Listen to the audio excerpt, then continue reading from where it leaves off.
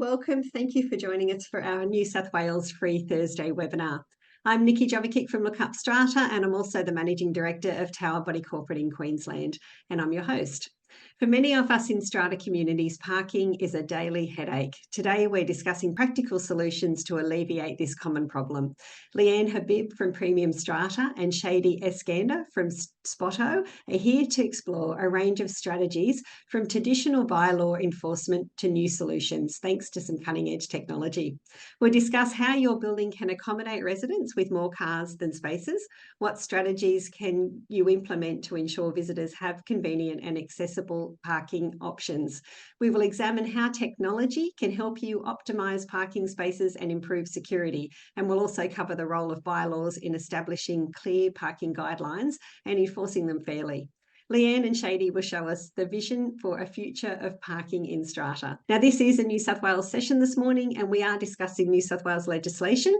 However, the concepts and ideas may be useful in your state if you're joining us from outside of New South Wales, but please seek advice before you proceed. Before we begin, I'd like to mention that the information in the session, including the discussions arising from submitted questions and chat conversations, is not advice and should not be relied upon as advice, and you should seek independent advice before acting on the information contained in the session. We welcome back Leanne Habib, co-founder of Premium Strata. Leanne is a licensed strata and community manager and a real estate managing agent with more years in the property industry than she cares to admit. Having previously worked in various senior management roles with large strata and community agencies, Leanne cultivated a niche in the eastern suburbs and North Shore. Throughout her career, Leanne's top priority has been ensuring her clients' needs are met and their goals are achieved. And this dedication to client success is the driving force behind her innovative management strategies.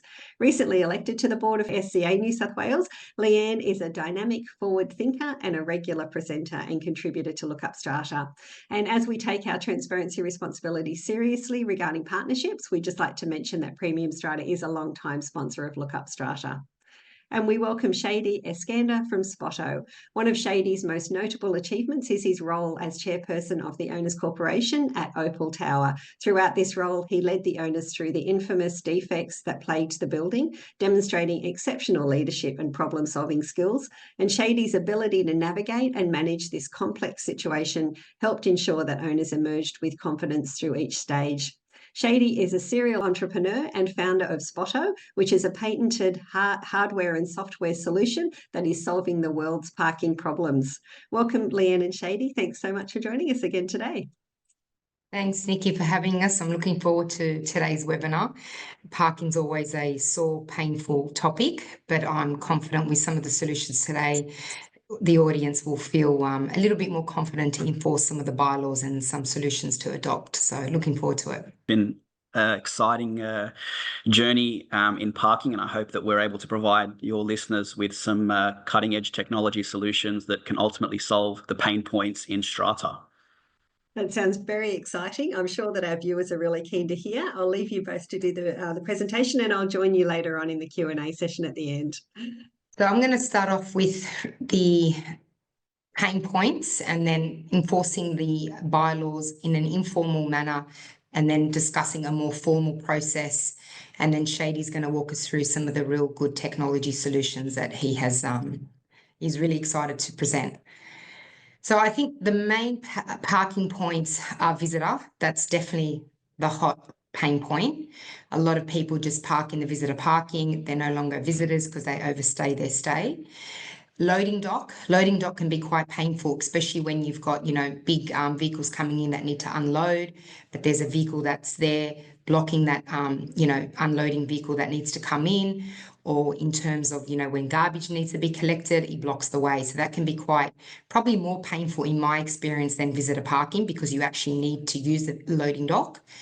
And then individual lot spaces, and that's something that, a lot of occupants reach out to us to assist, but because it's private car space, it makes it quite difficult because the individual lot spaces are owned by individual owners and it doesn't fall under the jurisdiction of an owners corporation, which means the bylaws don't apply to individual private spaces. Tailgating is quite common too. A lot of tailgating and breaching security into a car park area. And then just generally the common property where you've got, vehicles just parking on common property approaches, blocking ways, access ways, making it difficult for other residents to manoeuvre in and out of their own car space. So that's a high-level summary of the main parking points in most schemes. And then I just wanted to walk everyone through the informal process, which I find works quite well. And this is really having casual notices on the windscreen of the vehicle. I always find having notices on a windscreen or placed under a unit door has more of an impact than emailing or posting a breach notice. Because, people see something on their windscreen, they're like, oh, what's that? They pick it up and they actually read it. So we call it a 3-letter process, the first, second, and third. The first is really saying, look, you don't have authority to park here. Please do not park here again. So it's very friendly, very light, just warning, don't park here. The second notice is more, if you continue to park here, we'll escalate actions. Your vehicle registration details have now been recorded and will be monitored. So they actually know you've now got their registration details, you're monitoring that rego, and you're monitoring if they continue to breach the bylaws and park in the visitor parking or any of those areas that I touched on. The third notice is the final notice saying you've continued to breach the bylaw, you continue to park unauthorised, we will now deactivate your swipe. Now, some schemes, unfortunately, aren't set up where they can deactivate swipes, but I still encourage to mention it because it's still a deter. A lot of the occupants don't know an owners corporation can't deactivate swipes, and it acts as a deter. So generally they'll think, oh God, okay, I don't want my swipe deactivated. I need to access, the visitor parking or the parking area generally. I better not park here. I find that has worked over the years. If you don't have a building manager to assist with implementing these notices, what we do as managing agents is print a bundle of the first, second, and third. We have a slot for them to handwrite in the vehicle registration details for the second notice. And then we provide it to the secretary of the Strata committee or a member of the committee who would like to take on that role. And then they would do regular patrols of the visitor parking area. And if they see a repeat offender, they'll place that notice on that windscreen. So it is a solution that you as a committee can implement, or even a building manager who's on site. It's difficult for a Strata managing agent, obviously, because they're remote managers as opposed to on-site managers. With the third notice too, where you can identify the owner of the vehicle, that will help in the more formal process, which is issuing a bylaw breach letter. In order to issue a first bylaw breach letter, you need to know who the offender is. And the whole process for the formal process is all about knowing who that offender is. So issuing a first bylaw breach letter, the building manager can do that on your behalf if you have a building manager. It's not a compulsory step to issue a formal bylaw breach letter, but I tend to find it's a good option first before going into a notice to comply, which I'm going to touch on, because it allows that offender to have an opportunity to either say, look, you've actually got the wrong owner or wrong occupant. It's not me. This is my vehicle. I actually park it here. Without sort of going to further steps and getting it wrong. So I think a first letter is always a good step and a good start. If they continue to breach the bylaw after the first letter, step 2, we would generally suggest sending a second bylaw breach letter 7 to 14 days after. I don't recommend 30 days or 40 days after. I think it gets too long. The whole idea is to nip it in the butt quite early and resolve the issue quite early. So second letter, 7 to 14 days. Again, it's a second bylaw breach saying we've issued you a first letter. Despite that letter, you continue to park in the visitor or loading dock, etc. And then the final step, so I don't muck around. I don't suggest sending, 3, 4, 5 letters. It's 2 letters and then straight to issuing a notice to comply. And this is more of a legal formal process that is set out in the legislation. It is something that needs to be issued by the secretary. If you have a managing agent who holds those functions as a delegated secretary, they can issue that on your behalf. I strongly encourage a resolution of the Strata committee at a meeting. And with the managing agent, if they are going to issue on your behalf, they need to have that delegated function within their agency agreement. So it's very important to get this process right, because if you get to the tribunal and one step isn't followed correctly, it can be thrown out. So it's very important to follow that process correctly. So the secretary can issue it, managing agent if it's in their agency agreement, but it's also important to have a JP or a solicitor swear the second page of affidavit for service to confirm that it has been issued. The notice to comply also requires you to outline what bylaw they have breached, but also how, what time, what date. Who can issue the notice to comply? As I touched on, it's the owner's corporation that needs to really have their strata manager issue the notice to comply with the delegated functions, and then to give a copy of the bylaw that they've breached. I always encourage to attach that bylaw to the notice to comply as well, so that they are well aware and very clear on what bylaw they have breached.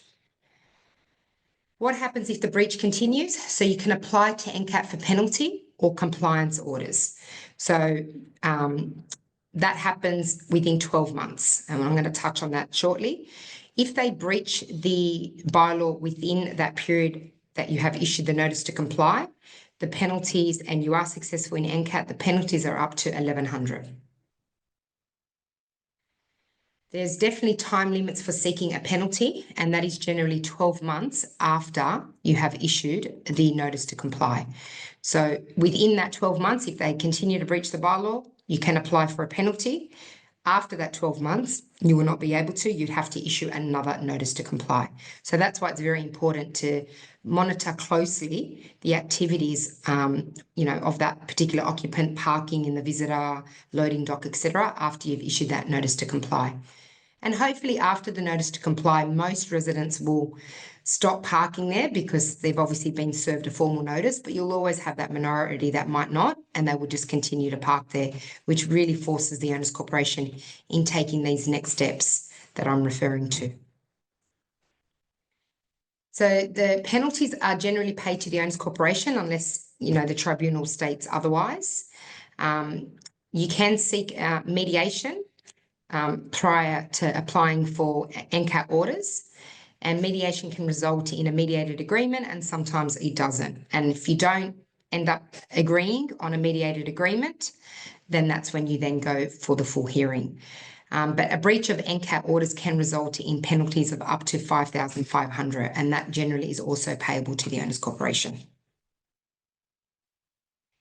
So just a high-level summary on the steps that we've just walked through. We issue the first and second bylaw breach letter.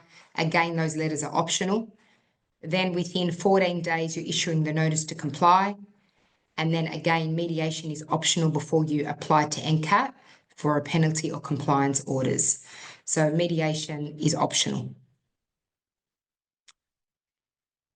I'm going to leave the audience with some helpful tips on that whole process. I'm a big believer, and I encourage to keep a log of dates, times, and duration of the breaches, because it's not as simple as the secretary or the owners corporation going to NCAT and saying, Nikki has breached the parking bylaws, Shady's parking in the loading dock area.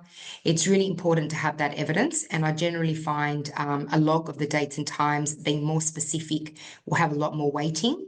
Take photos and videos where possible, and of course where permitted by law. Parking, I think, is generally a lot easier to take photos and videos of because you're in that common space. You're not breaching any regulations by trespassing on lot property. And then keep a list of witnesses and complaints in case affidavits and stat decks are required as part of preparing your evidence if you were to go to NCAT to apply for orders or penalties. And above all, what adds weight is obviously, to prove the owners corporation's case. That's why you're collecting all this evidence. It will just help, justifying, the breach and supporting the breach that you are going to NCAT to try to get orders and penalty for. So the solutions I touched on were notices on the vehicle windscreen. That's more of an informal process, but I feel it works. It has an impact. Someone picks up a notice, they see it on their windscreen, they actually read it.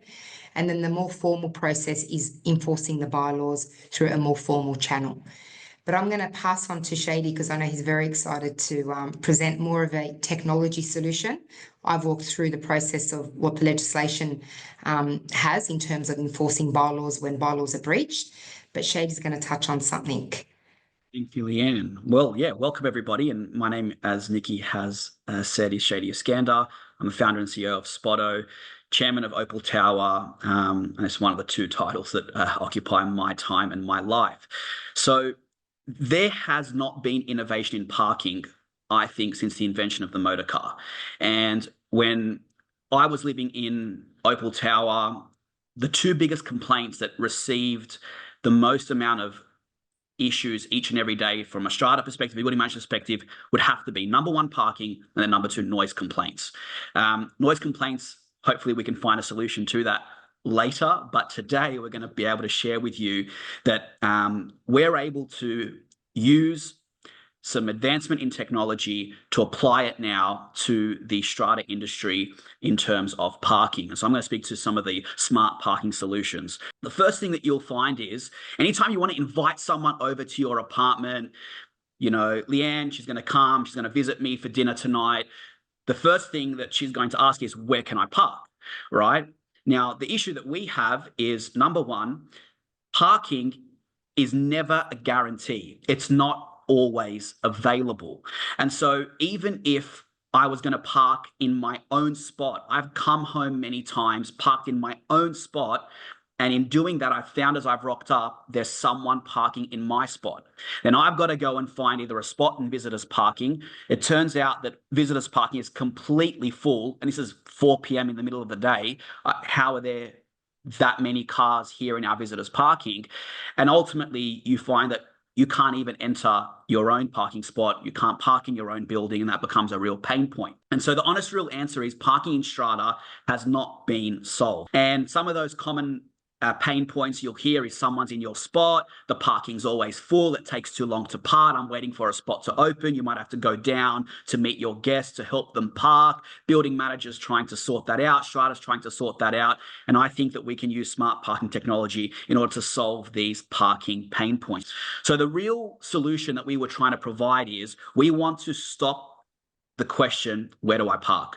We want to ensure that you have a guaranteed spot for you to park in when you arrive in the building and create an amazing user experience for the occupant, the resident, and of course for those in the committee and managing that building across each and every residential scheme.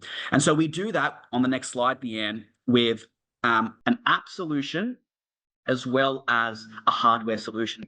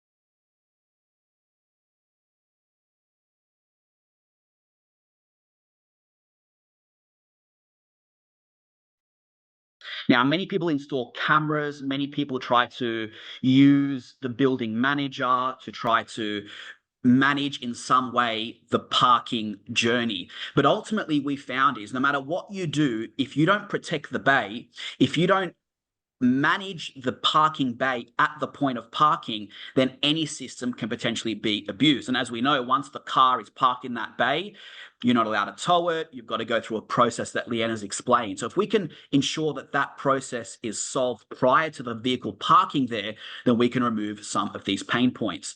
And so the way that a smart parking solution can work is that me as an occupant, I can invite a guest to park in the visitors parking. I can send a very simple link I'll select a date and a time that I'm going to be booking. I'll tell you they're going to come and stay for, say, 6 hours. So the occupant has that control, the resident living in the building, whether it's an owner or a tenant. They then send that link to their guest. The guest then receives that link and they're able to arrive at the building. If you need to, we've got a device that can access the boom gate through the app. And then, of course, they're able to then access a reserved spot that has a smart parking bollard. And so some of the issues are sometimes access to the building. So we found in the many environments that we are set up in, some buildings do not have very good access to them, and you need to potentially have someone come down. So we've developed a proprietary device that is able to be installed in any boom gate. It's a 2-wire system. It's a universal device, has a 4G SIM card in it, talks to the cloud. And when the user is within a certain GPS location of the building, they're able to then open that boom gate. So that's the first barrier that sometimes occurs, access into the building. You can go to the next slide for me, Leanne. Once you're in the building, now you need to access a spot. And so we've termed the word SPOLARD, a smart parking bollard. And in the video that you saw, you've got a pro version. Now, our pro version is the full bells and whistles, speaker, screen, etc. But ultimately, you can just place a smart parking bollard, a SPOLARD, in that spot, and the app would tell them, for example, your spot 84 on B1 near the lift. They would go, and then they would, on the app, press open SPOLARD. Only they have access to that device, and then the device obviously would open for them and then allow them to park. So what we've created here is the ability to completely manage the parking asset prior to the person arriving. No one can park in that spot unless they have a booking. No one can enter the building unless they have a link sent. And you're able to now ensure that those people in visitors parking are actually visitors, are actually those that are there because an occupant in the building allowed them to come and park. No more second and third vehicle, no more people tailgating, and maybe you live near a restaurant or a arena that's quite popular, and so people just tailgate in and just park in your visitors parking. No more need to ensure that you've got to put a BM officer on some regular or a security officer on some regular rotation to manage the parking, writing down number plates. Once you place a bollard in the spot that is integrated through technology, you can now manage your parking in a much more efficient way. So this gives you total control. Now, what this has really interestingly done is actually opened up quite a lot of possibilities. So you're able to now potentially place one of these parking bollards in your own personal spot. And so let's say I have a parking spot. I don't use my parking spot. I might put a bollard in my parking spot, and then I might let other owners in the building rent my spot. So that way, those who do have the second and third car, who are probably going to be frustrated now that you've installed these bollards in your visitors parking, well, if you've got people in the building that are like, look, I'm happy to buy one of these bollards, put it in my spot, we can now rent a spot out to someone in the building so that the frustrations with those who have second and third cars, we can provide a solution for them as well. That also ensures if you've got a building that's right in the heart of the CBD and you're wanting to potentially allow someone to come and park from the public, if that's something that your building is interested in doing, you can monetize your spots. You're able to then rent out your spot.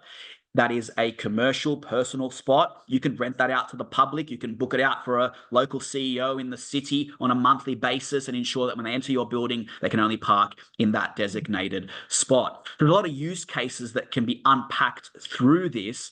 And of course, all of that comes together through this hardware and software solution. I know a lot of our owners do actually want a bollard in their own private car space to, prevent others from parking in their car spaces. So I think what you're saying is that this is also a same solution, but it's more automated and it allows you to have it down and up when you want to allow others to use it or not use it. So it's a great solution.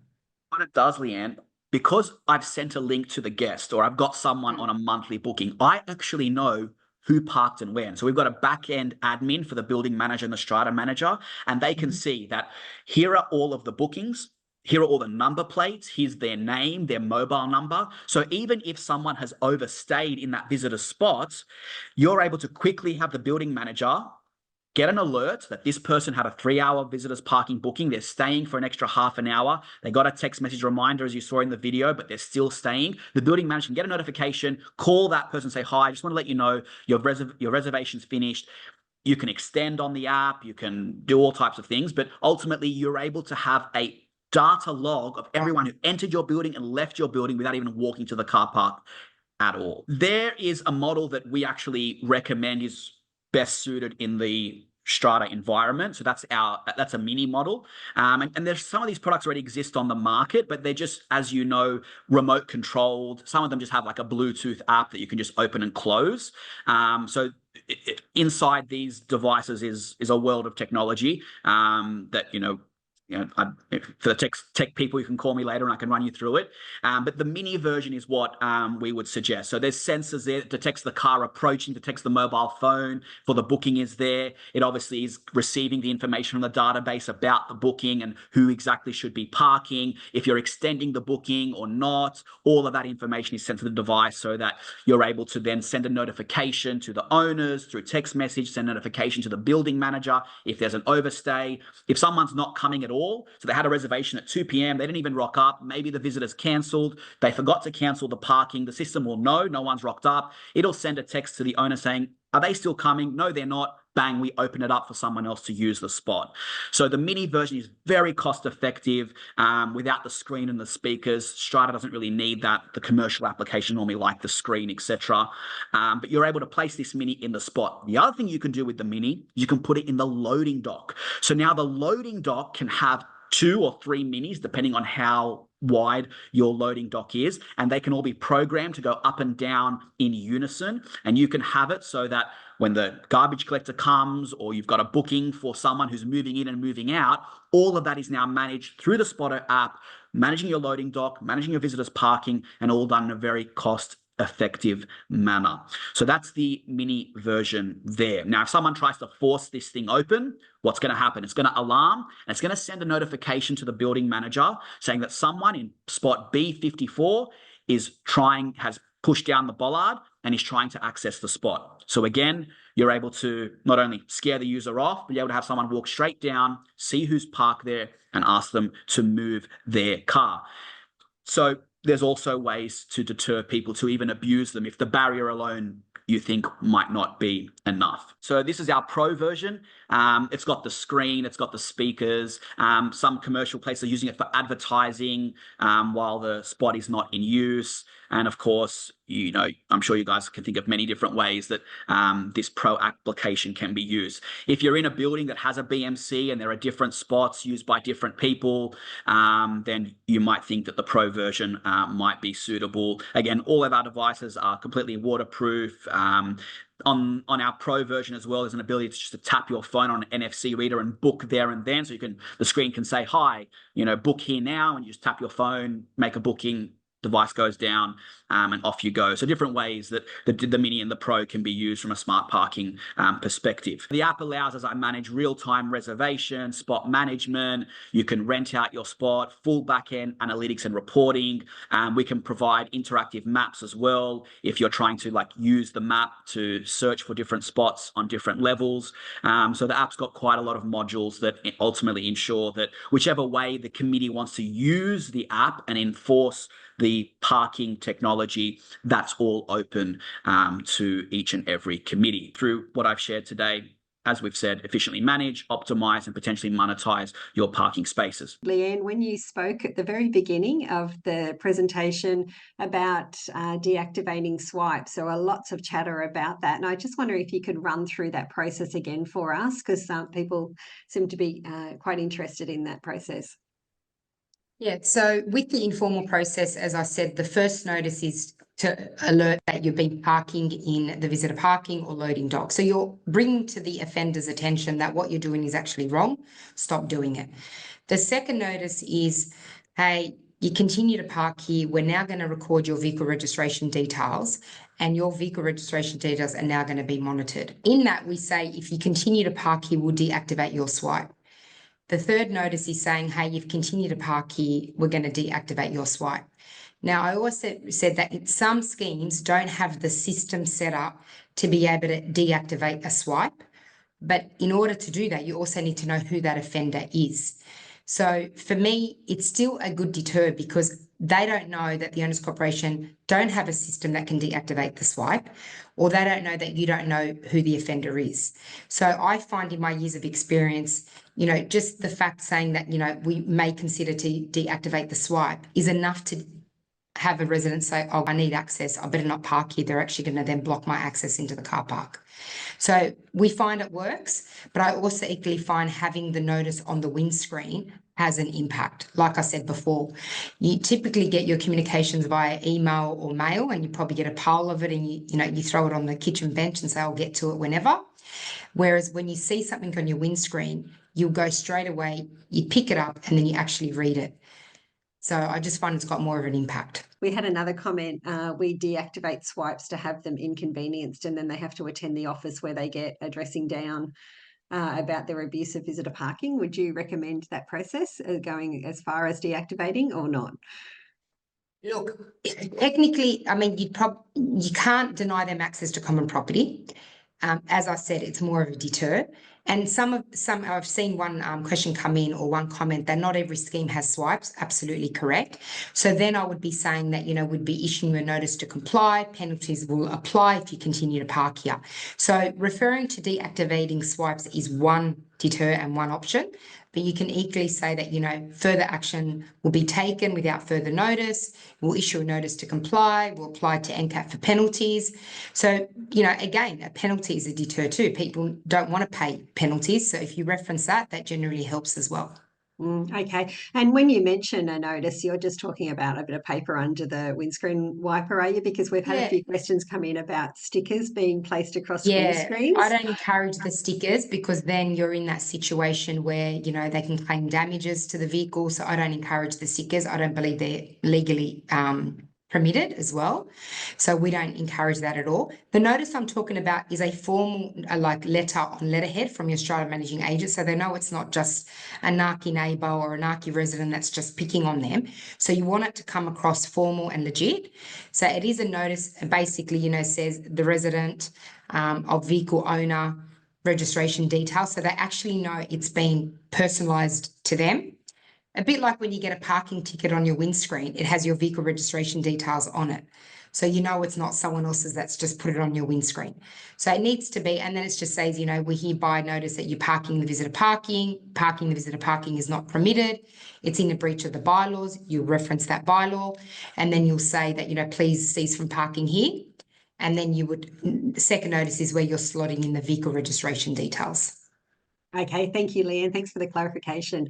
And Shady, I might just ask, we also had a lot of chatter when you were speaking about whether an owner is able to put bollards in their parking space without Strata approval, and what that process would look like. And then I think a Strata manager that's in the session today had mentioned we pass a bylaw allowing bollards to be installed into owners' car spaces. So would you like to maybe speak on that process initially, and then Leanne can cover the legislation? Yeah, so just naturally speaking, many people have placed some of these, devices with a remote control in their spots, already in Strata buildings. They simply apply to the committee, let them know they'd like to install something in their own property. Obviously, there are some screws that go into potentially common property. And so a bylaw needs to be drafted so that in an EGM or AGM, you've got the ability that any owner who follows a certain agreed procedure, for example, like the bollard needs to be XYZ in terms of following certain regulations, that, once that bylaw is drafted in terms of what kind of bollards can be installed, how big they can potentially be, then you're able to then allow owners to do that. Similar to if someone was applying to change the floorboards, for example, in their apartments. So a very similar process to that, because those spots are the personal property of the actual owners and lot owners, but there are some common property requirements that involve strata in order for a bylaw to be drafted. And we do encourage a stock standard bylaw that allows owners to install bollards. They don't need to if they don't want to, but the bylaw is there if they want to. And what the bylaw is doing is governing the look and feel of the bollard. So you're not walking into a car park and having, big and small, pink and orange and red. Like Shady said, you're going to control the aesthetics of those bollards so that the car park still looks, consistent and working well together. And it allows owners then to take on the full responsibility. There will be, terms and conditions of that bylaw to ensure that, you don't penetrate the slab more than, 100 mils or 10 mils, whatever it may be, because some buildings may have, some structural requirements. But I know that the bollards that Shady's talking about, and most of them aren't drilling in very deep. So it's more surface penetration. But also the visitor parking, you probably just have to pass a special resolution. You might not need a bylaw, I don't believe so, because you're not asking the individual owners to repair and maintain that bollard. Those bollards would be the property of the owners corporation. Therefore, a special resolution will be required because you're altering the common property. A bylaw is only ever required when you're transferring the mechanism of responsibility and liability for that alteration from the owners corporation onto an owner. So for the visitor parking, it's a simple special resolution. If it's a bollard within the individual car spaces, it will require a special resolution plus a bylaw. Okay, thank you, Leanne and Shady. And Shady, also we've been asked a few questions about the actual bollards themselves. What powers them? How tall are they? Can they be driven into by big four-wheel drives? And so people can access spots. All of that kind of information, if you can provide that for us. Cool. So the first thing is that the way that the devices are installed is there's two ways it can be done. First way is we've actually got a 0.5 millimeter thin cable that can either run right on top of the surface of the car park, which is a very easy way to install it. It runs very low voltage, so it's completely safe, fully insulated, and then you just pop the bollards on top.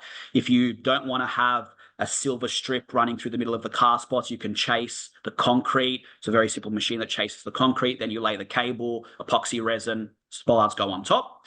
The point of having them powered rather than battery operated is you just set and forget. You don't want to have batteries and changing batteries, and this battery died, and you can create a lot of issues. So the battery solutions, once you're talking to the internet all day, etc., receiving data, they tend to fall over. So that's the infrastructure. It's very simple. One thin power cable, and you're up and running. Now, the next thing in terms of how high those devices are and can you push them over, the mini devices you can. And as I said, if you do push them over, it will alarm. If you do push it over by your hand and try to walk back to your car, it automatically comes up. And so that deters people from trying to. If you want to drive a forward drive over it, you can drive a forward drive over anything and try to break it.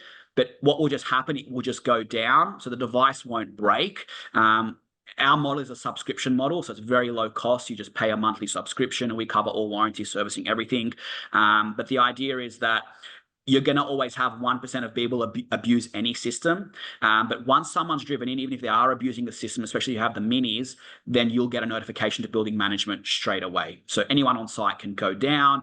You can decide who that text message goes to. You want to send it to 4 owners who apparently live in the building and are on the committee and happy to go down, or customizable. Even the rules, how long do you park? No one can park after midnight unless it's approved by the building manager. If a mum is staying with her daughter who's just had a baby, all of it is fully customizable. So whatever rules you want, the committee decides. And then on the back end admin, you just put in those access rules. Visitors can only stay for this long, do bookings at this long. And as your building's own ecosystem develops, adjust your rules based on feedback from your users. So all of that is controlled completely on the building level. How high these things are, they're 600 high in the minis, 800 high in the pros. Are they waterproof? Oh yeah, so our systems are fully waterproof. They actually work better outside because obviously the reception, etc., is better. If there's no reception in your basement, we just need to put Wi-Fi. So our devices have internal Wi-Fi as well as 4G. So if there's no reception in your basement, we just run Wi-Fi. Again, one Cat6 cable from any server rack in your building. If you don't have a server in your building, it's an old building, then all we do is put a 4G outdoor router. They're $300. You then run a Cat6 cable with a Ubiquify repeater, another $400, and now you've got Wi-Fi in your basement.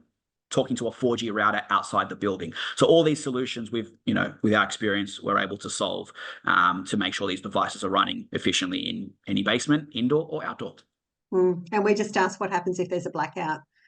Yeah, so great question. There is a backup UPS inside the device. The settings that we have at the moment, if the power is pulled on the device, the battery gives it enough time to go down, and then all the car park would just be down, acting like there's no bollard there. I love this technology going into the future. Small properties won't pay for this. I think it will work for both large and small schemes because parking pain points apply whether you're large or small.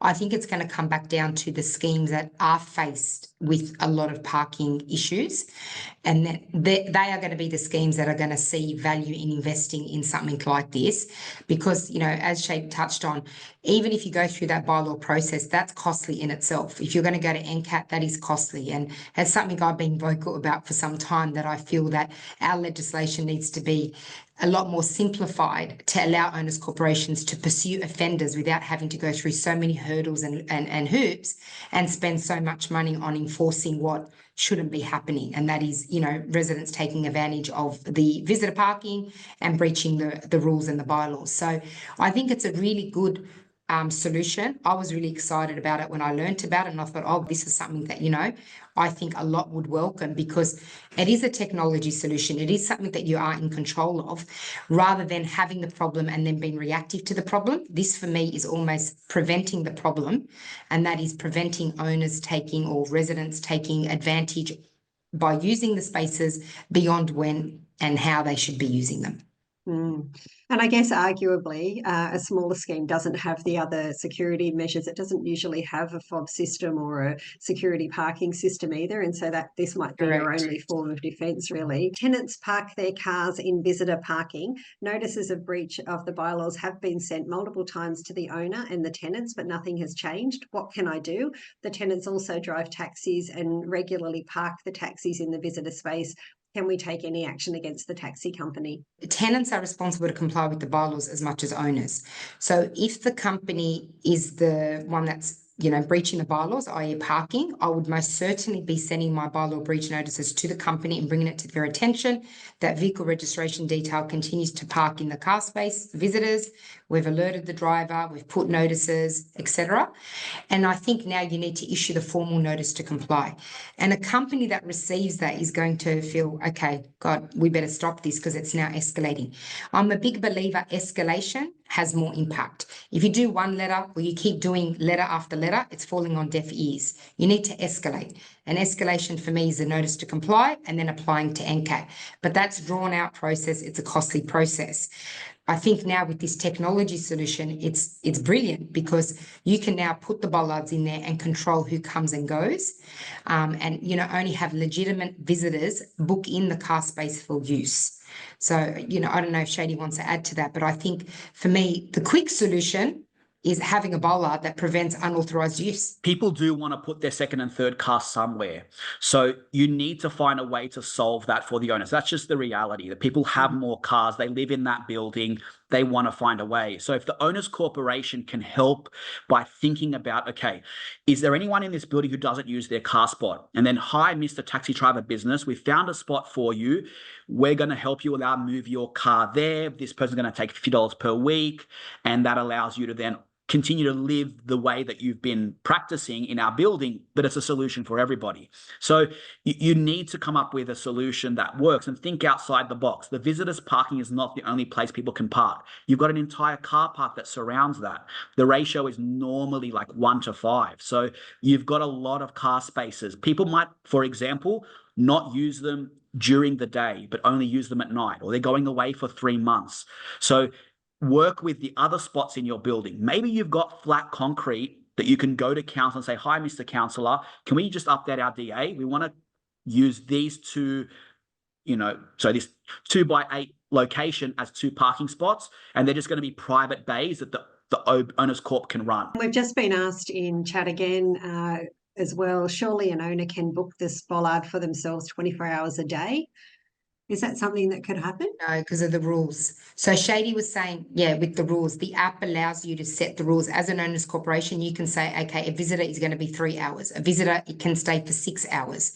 And then after the 6 hours, so they can't book it for longer than 6 hours. But if they stay longer, it alerts the committee or the building manager, whoever is the admin, to say that Leanne overstayed her stay in the visitor car space. You can then, next time when Leanne comes to book, to say, look, or you can even send a notice after saying that you overstayed. You booked for 3 hours, you end up staying for 5 hours. This can't occur again. So it, like Shady said, it gives you more control and visibility, whereas currently at the moment, people are going in and out. You don't know who they are. Even if you want to enforce the bylaw, you need to know who they are. All we know is it's a red vehicle, it's a Toyota, registration details XYZ. Another thing I'll also add to that, Nikki, is you're able to say, okay, spots 1 to 5, we're going to allow more than 24-hour bookings, right? Then spots 5 to 20 are only 6 hours. So that way you're accommodating to people who are staying the night. Like I mentioned, a mum whose daughter just, had a baby and she's helping out. You might also have it that anything above 6 hours requires BM approval. And so then the BM will get a notification. They'll be like, oh, yes, I know the situation there. Something's happened. Mum's coming from overseas. Whatever it might be, BM approves it. So all of that functionality, you're able to control from a committee/owners corp perspective. Okay, so if you've got the rules in the back of the app that you're mentioning now, do they also, Leanne, have to be reflected in the bylaws? We've just been asked that question in chat from one of our Strata managers. Yeah, definitely. I would encourage that. So you have a platform to enforce. So you want to have a bylaw, and the bylaws are always what you can fall back to enforce. They're not enforceable, in my view, if they're not by way of a bylaw. Absolutely. You've also got to make sure that the rules don't contravene any DA requirements as well. So any rules that you're putting in place need to be in line with DA requirements as well as the Strata legislation. But if they're reasonable, I mean, it's natural for an owners corporation to implement rules, which are bylaws, to ensure that the use of the common property, remains in order. Otherwise, it'd be chaos if we had no bylaws and no rules. So I don't think it's wrong in having rules around parking. They, of course, just have to be reasonable.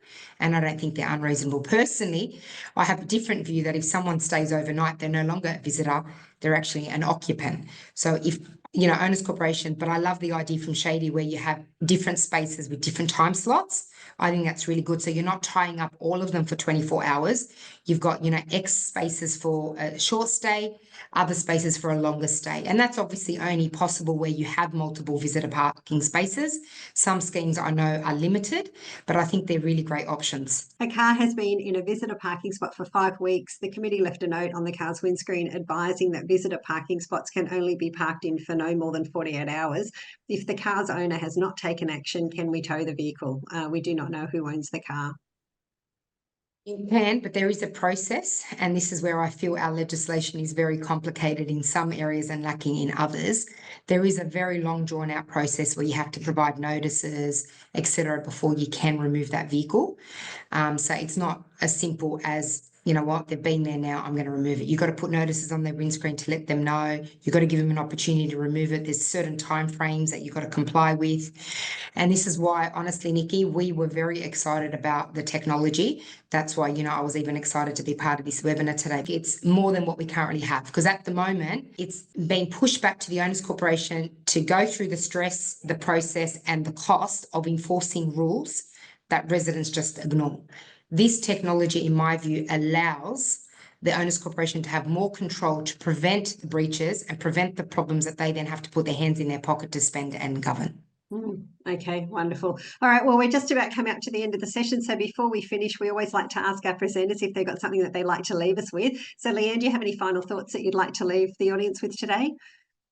I think being proactive about problems is better than being reactive. And I do feel that, the technology is an option to be proactive about a problem. Yes, there's a bit of money to invest in it. I think it's affordable based on, what it does offer.